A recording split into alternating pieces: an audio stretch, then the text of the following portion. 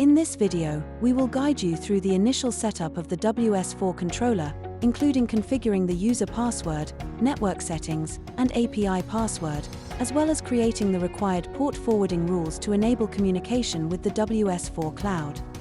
Let's get started. Download and install the WS4 Device Finder software from the link shown above. This utility is used to locate and identify the WS4 controller on the network during the initial installation and setup process. Locate DIP switch 1 on the WS4 controller and set it to the on position. Next, connect the WS4 controller directly to your laptop using a network patch cable. With DIP switch 1 enabled, the WS4 controller will operate as a DHCP server and automatically assign an IP address to your laptop. Next, open the network adapter settings on your laptop and verify that the network card is set to obtain an IP address automatically, as shown here. Click on the Details button to open the Network Connection Details window. Here, you can verify the DHCP-assigned IPv4 address that has been allocated to your laptop by the WS4 controller. Launch the Device Finder software that was downloaded earlier, and then click Scan. The software will then scan the network and display all WS4 controllers currently connected, allowing you to identify and select the controller you wish to configure. Now click on the required controller to open the settings page and begin the configuration. Log in using the default username admin and the default password WS4-200902. Please note that each WS4 controller has a unique 6-digit password which corresponds to the controller's serial number. Once the login credentials have been entered, click Login to continue. From the home screen, the first step is to change the default username and password. Navigate to the Operators tab, as shown, to update these credentials. Begin by updating the administrator password from its default value. Click the Change Password link, as shown above. Enter the current password WS4-200902, followed by a new secure password. Once the new password has been entered and confirmed, click OK to save the changes. Click the Back button to return to the main menu. From there, select the Settings tab, where you can configure the network IP settings and ports, as well as the API password. Select the network icon, as shown, to open the network settings page and begin configuring the controller's network parameters. The controller can be configured to use either DHCP or a fixed IP address. For this demonstration, we will configure the controller with a fixed IP address. Enter the fixed IP address assigned to the controller by the network administrator, together with the appropriate subnet mask for the network. Next, enter the network gateway. The gateway acts as the route between the local network and other networks, such as the Internet, allowing the WS4 controller to communicate with external services and remote devices. Next, enter the DNS1 and DNS2 server addresses.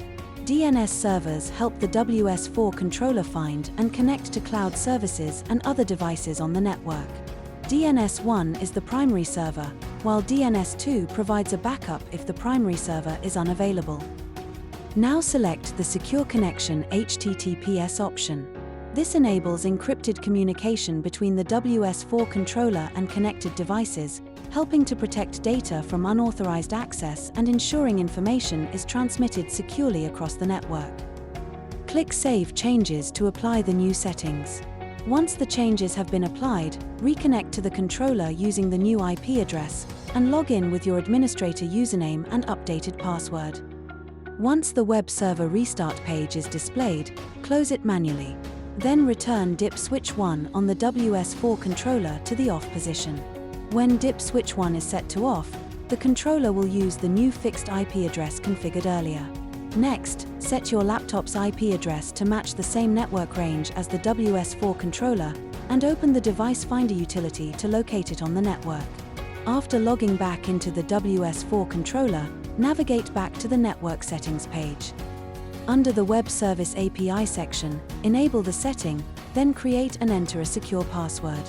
This password is important because it acts as the authentication key that allows Videx applications to communicate with and connect to the controller. The WS controller uses dynamic DNS to keep track of its internet address. This allows you to connect remotely using only the controller's serial number, without needing to know the site's IP address. Port 10400 is the default external port used by the router to allow remote connections to reach the WS4 controller. This port number is fully configurable and can be changed if required to suit your network or security requirements.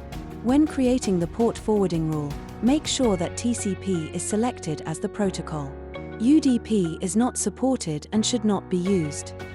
For this example, we will use a BT router to create the port forwarding rule.